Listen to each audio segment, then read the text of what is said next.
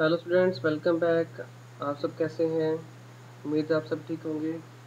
तो आज हम अपना क्लास 10 का जो टॉपिक है उसको पढ़ने जा रहे हैं और इस टॉपिक का नाम है रिफ्रैक्शन। और ये क्लास 10 का चैप्टर 10 से टॉपिक है, जिस चैप्टर का नाम है लाइट, रिफ्लेक्शन एंड रिफ्रैक्शन। तो ये वीडियो जो है विक्रम चौहान की तरफ बनाई जा रही है, तो आई होप आपको समझ आएगी। जैसा कि आप इस वीडियो में आपको मैं बताने जा रहा हूँ कि हम पढ़ने जा रहे हैं रिफ्रैक्शन टॉपिक के बारे में। तो रिफ्रैक्शन जो है आपके सामने यहाँ पर अभी एक इमेज नज़र आ रही है जो आपके सामने दिखाई दे रही है इधर। तो इस इमेज में आप देख रहे होंगे कि एक रेक्टेंगुलर ग्लास स्लैब है, कांच का जो है एक रेक्टेंगुलर शेप का हमारे पास क्या है, एक ये पीस रखा हुआ है। और इसमें जब कभी भी लाइट रे आती है तो वो लाइट रे आने के बाद क्या होती है, वो सीधी जाने की बजाय किसी एंगल से जो है वो डाइवर्ट हो जाती है, डेविएट कर जाती है, मुड़ जाती है। और जब इससे बाहर निकलती है तो पहली रे के पैरेलल ही ये बाहर आ जाती है। इसी के बारे में पढ़ने जा रहे हैं। और ये टॉपिक जो है ये कहलाता है रिफ्रैक्शन। यानी कि जब कभी भी लाइट एक मीडियम से दूसरे मीडियम में जाती है तो वो क्या करती है, अपने कुछ पाथ से डाइवर्ट हो जाती है, और इस फिनोमेना को हम रिफ्रैक्शन कहते हैं। तो आइए इसके बारे में हम डिटेल में पढ़ते हैं। आप रिफ्रैक्शन के बारे में बहुत सारी बातें पहले से ही जानते होंगे, रिफ्रैक्शन के बारे में आपने पढ़ा भी होगा। जैसे कि यह देखा भी आपने, कई बार आपने देखा होगा कि आपको क्या है, कांच के गिलास के सामने कभी भी आपने पेंसिल या पेन रखा हो तो आपको थोड़ा सा टेढ़ा नज़र आता है। तो जैसा आपके यहाँ पे नज़र आ रहा है, तो ऐसा इसलिए होता है। ये कारण क्या है इसका? रिफ्रैक्शन इसका कारण है।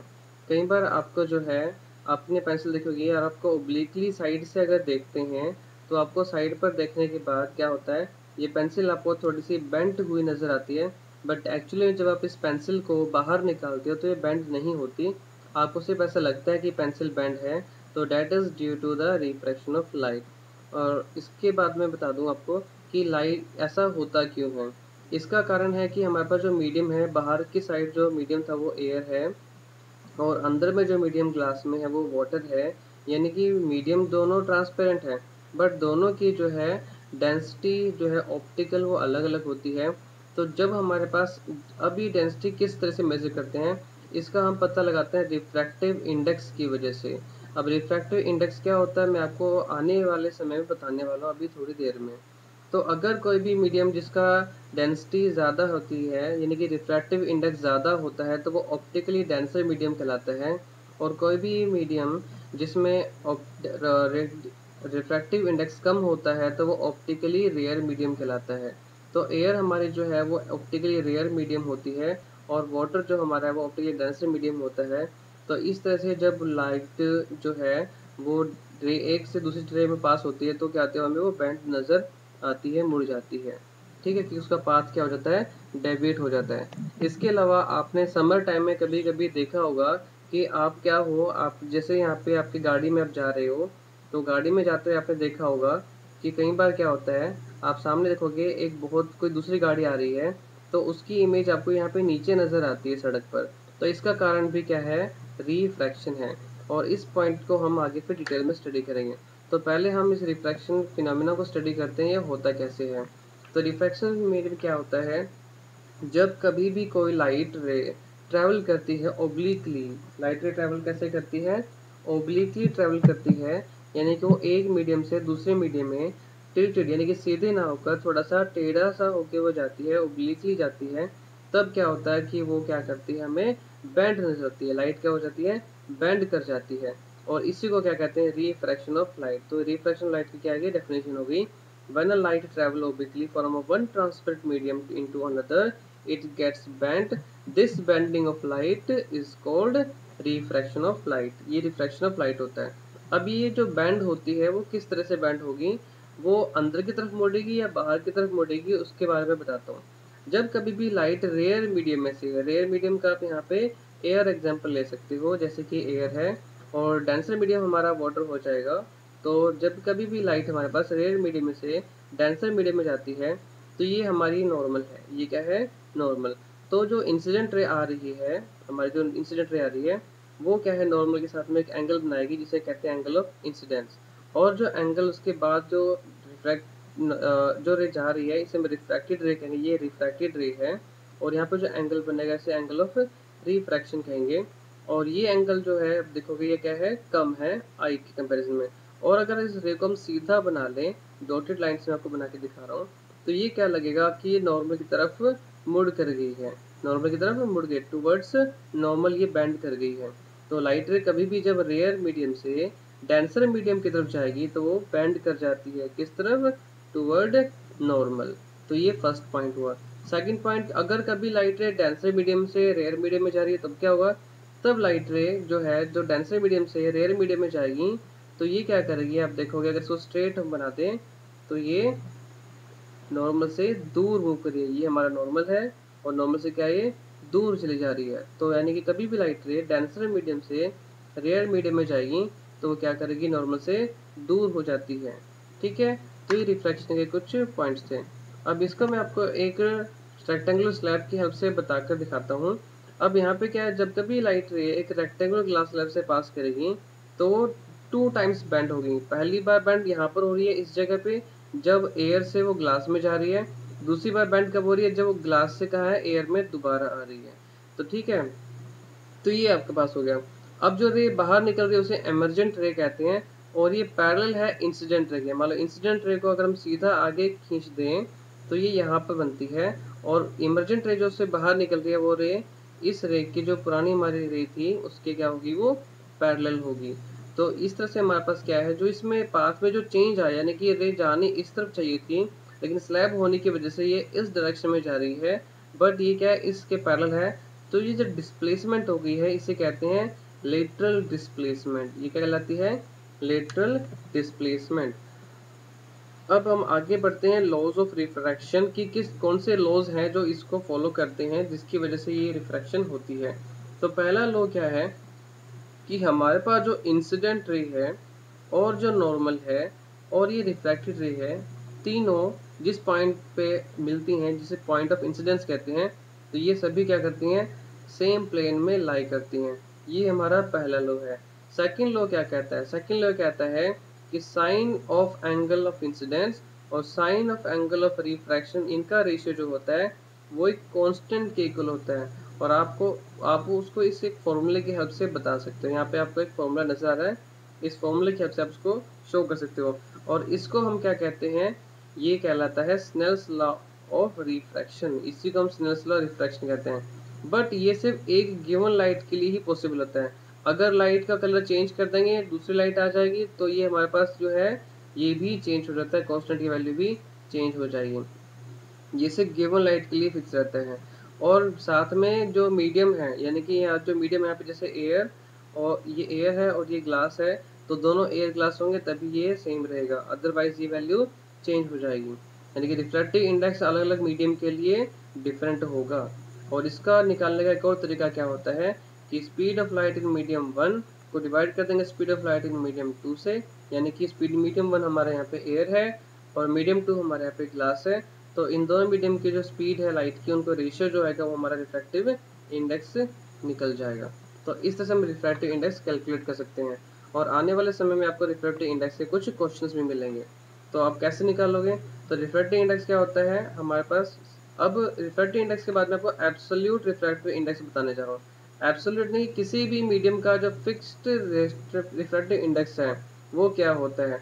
हम जो स्पीड ऑफ लाइट वैक्यूम में होती है उसको डिवाइड कर देंगे किससे, जो लाइट की स्पीड आई है उस मीडियम में, गिवन मीडियम में जो हमारे पास है जिससे हम निकालना चाहते हैं, तो उससे हमारा क्या निकल जाएगा, एब्सोल्यूट रिफ्रैक्टिव इंडेक्स की वैल्यू निकल जाएगी। लाइट की स्पीड क्या होती है मैं आपको बता देता हूँ।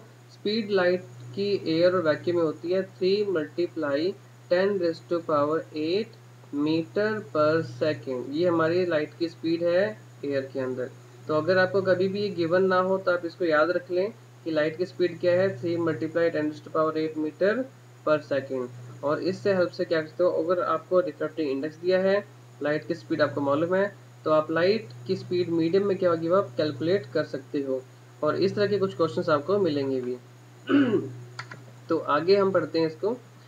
नेक्स्ट हमारा है कि स्फेरिकल लेंसेज जो है उनके बारे में पढ़ेंगे कि स्फेरिकल लेंस क्या होते हैं। स्फेरिकल लेंस जो हमारे पास है वो ट्रांसपेरेंट मीडियम है जिसमें क्या होता है, 2 सरफेसेस होती हैं दोनों साइड में।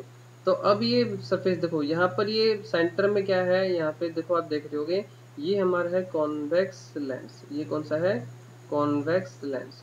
और ये जो दूसरा आपको सामने नजर आ रहा है ये है कॉनकेव लेंस। ये क्या है? कॉनकेव लेंस है ये। तो कॉन्वेक्स लेंस में आप देखोगे कि बीच में से क्या होता है? थिक होता है, और साइड में से क्या होता है? ये थिन होता है। तो जो सेंटर में से थिक होता है और साइड में से थिन होता है वो हमारा क्या कहलाता है? कॉन्वेक्स लेंस कहलाता है। और जो लेंस हमारा बीच में से थिन होता है, it is the thin in the middle and which is thicker at the edges, that kind of lens is called concave lens। तो अब आप इसमें देखेंगे कि कनकेव लेंस में क्या होता है, कैसे पहचान करेंगे कनकेव लेंस की। आप अगर कभी भी देखोगे कोई रे पैरेलल आ रही होती हैं और उसको आप कनकेव लेंस कन्वेक्स लेंस के सामने रखोगे तो सारी रेज आपको इकट्ठी एक पॉइंट पे मीट करती नजर आएगी। वो सारी रेज को क्या कर देगा? इकट्ठा कर देगा, यानी कि क्या कर रहा है? वो कन्वर्ज कर देगा। इसलिए हम कन्वेक्स लेंस को कन्वर्जिंग लेंस भी कहते हैं। कभी कभी क्वेश्चन आपसे पूछा जा सकता है which lens is known as converging lens, तो आप आंसर होगा कॉन्वेक्स लेंस। इसी तरीके से अगर आपसे कभी पूछता है कि कभी भी जो पैरेलल रेज अगर आएंगी हमारे पास किसकी तरफ? कनकेव लेंस की तरफ, वो क्या कर देगा? उनको डाइवर्ज कर देगा, फैला देगा। तो इसलिए हम कनकेव लेंस को डाइवर्जिंग लेंस भी कहते हैं। क्या कहते हैं इसको? डाइवर्जिंग लेंस भी कहते हैं हम। ठीक है, कनकेव लेंस को। तो अब होप आपको समझ आ गया होगा। तो कनकेव लेंस का जो हमारा फोकल है आप देख रहे हो ये नेगेटिव है। अगर हम साइन कन्वेंशन की बात करें तो यहाँ पे क्या है? ये 0 हो जाएगा। और इससे लेफ्ट साइड में नेगेटिव होता है तो इसका फोकल लेंथ नेगेटिव में आएगा। और कॉन्वेक्स का जो हमारे पास देखो फोकस, ये क्या है?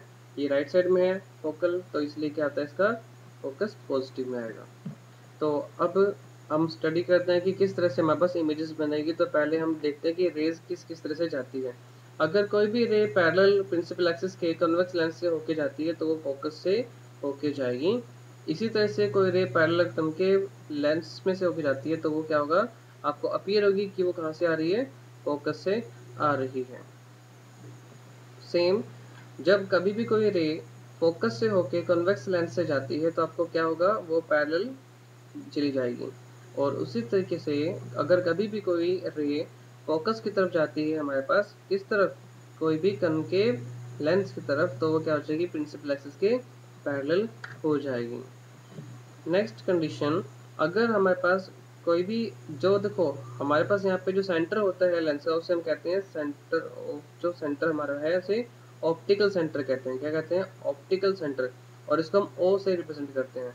और ऑप्टिकल सेंटर से कोई भी रे अगर जाती है कॉन्वेक्स लेंस से होके जाए या कनकेव लेंस से होके जाए, ये दोनों बिल्कुल स्ट्रेट चली जाती हैं बिना डेविएट हुए। इसमें कोई भी डाइवर्जन नहीं आती और ये स्ट्रेट चली जाती है। नेक्स्ट कंडीशन हम बात करते हैं अब इमेज कैसे कैसे बनेगी। कोई भी ऑब्जेक्ट अगर हमारे पास कहाँ पर है? इन्फिनिटी पे ऑब्जेक्ट है। ऑब्जेक्ट कोई इन्फिनिटी पे है और उससे हमारी रेज आती हैं तो पैरेलल रेज जो आएंगी वो कहाँ जाके मीट करेंगी? फोकस पे मीट करेगी। तो हमारा ऑब्जेक्ट की इमेज कहाँ बनेगी? फोकस पे बनेगी। अब वो बहुत ज़्यादा डिमिनिश रियल बनेगी और इन्वर्टेड इमेज होगी। सिमिलरली अगर हमारे पास अगर कोई भी ऑब्जेक्ट हम रखते हैं कहाँ पर? 2f के आगे रखते हैं, जिससे हमारा ये f है फोकल लेंथ। तो 2f क्या हो जाएगा? उसका डबल जो करते हैं 2f होता है। इससे हम सेंटर ऑफ कर्व भी कह सकते हैं सरफेस का। जो हमारे पास ये वाली सरफेस है इसका ये हमारा कर्व हो जाएगा।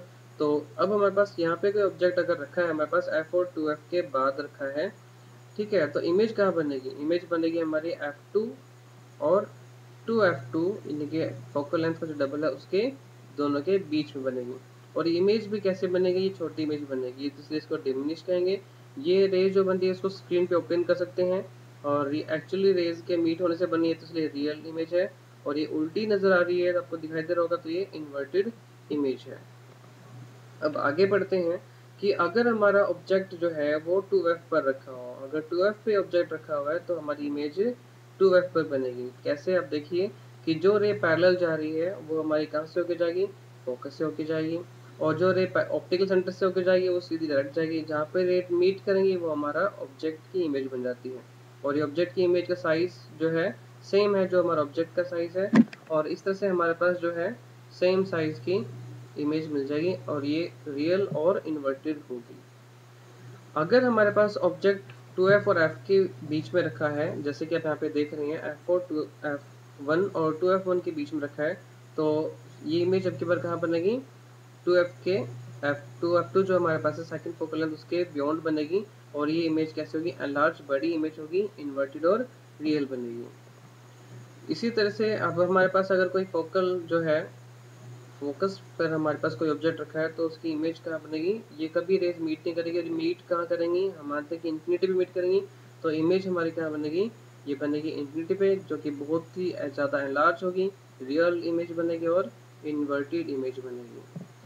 अगर हमारे पास ऑप्टिकल सेंटर और फोकस के बीच में इमेज है, कहाँ है, ये ऑप्टिकल सेंटर है और ये हमारे पास फोकस है, इन दोनों के बीच में अगर हमारे पास इमेज ऑब्जेक्ट रखा है, तब हमारी इमेज कहाँ बनेगी, ये आगे रेज जो है मीट नहीं करेगी, इसको हम डॉटेड लाइन में पीछे मिला देंगे तो ये यहाँ पे आके मीट करते अपीयर होगी हमें। और ये इमेज कैसे बनी, वर्चुअल बनी, क्योंकि ये रियल रेज जो है उसके मीट होने से नहीं बनी है, हमने डॉटेड लाइन में पीछे इनको जोड़ दिया है, इसलिए यहाँ पे इमेज बनी। तो इमेज कैसी है, ये वर्चुअल इमेज है, क्योंकि हम इसको स्क्रीन पे ऑब्टेन नहीं कर सकते हैं। इमेज का साइज बड़ा है तो ये एनलार्ज होगी और इरेक्ट इमेज है। तो ये थे हमारे पास इमेजेस जो कॉन्वेक्स लेंस के केस से बनते हैं। आप इसको टेबल के हेल्प से समझ सकते हैं। इस टेबल में आपको सभी नज़र आ जाएंगे कि अगर ऑब्जेक्ट कहाँ कहाँ पे रखा है तो कैसे कैसी इमेज बनती है, उसका साइज कैसा होगा और नेचर कैसा होगा। तो आप इस टेबल को अच्छे से नोट कर लेंगे और इसको लिख के अच्छे से मुझे बताएंगे। फिर अब बात करते हैं हम कनकेव लेंस की। कनकेव लेंस में अगर हमारे पास ऑब्जेक्ट इन्फिनिटी पे रखा है, ऑब्जेक्ट कहाँ पर रखा है, कोई इन्फिनिटी पे ऑब्जेक्ट रखा है और उससे पैरेलल रेज आती हैं, तो पैरेलल रेज जो आ रही है वो क्या होंगी, वो डाइवर्ज हो जाएंगी। डाइवर्ज इस तरीके से होंगी कि वो हमें कहाँ से आती हुई नजर आएंगी, फोकस से आती हुई नजर आएंगी। तो अगर आप इसको इस साइड से देखेंगे, ठीक है, तो आपको ये इमेज जो है कहाँ पर आती हुई नजर आएगी, आपको नजर आएगी कि इमेज जो है फोकस पर बनी हुई है और ये इमेज पर फोकस बहुत ज़्यादा छोटी बनेगी, तो हाईली डिमिनिश्ड है, ये वर्चुअल और इरेक्ट इमेज फॉर्म करेगा। इसके अलावा ऑप्टिकल सेंटर और इन्फिनिटी के बीच में हमारा ऑब्जेक्ट कहीं भी रखा हो, ऑप्टिकल सेंटर ये रहा और ये हमारा इन्फिनिटी बहुत दूर है, तो उसके बीच में कहीं भी ऑब्जेक्ट रखते हैं तो ऑब्जेक्ट की इमेज हमेशा क्या बनेगी, छोटी बनेगी। ये देखो आप, छोटी इमेज बन रही है। इसको बनाएंगे कैसे, तो सबसे पहले बनाने का तरीका क्या है, कोई एक रे जो है पैरेलल बनाएंगे और उसको हम डाइवर्ज कर देंगे कि प्रिंसिपल फोकस से वो सीधी जा रही है।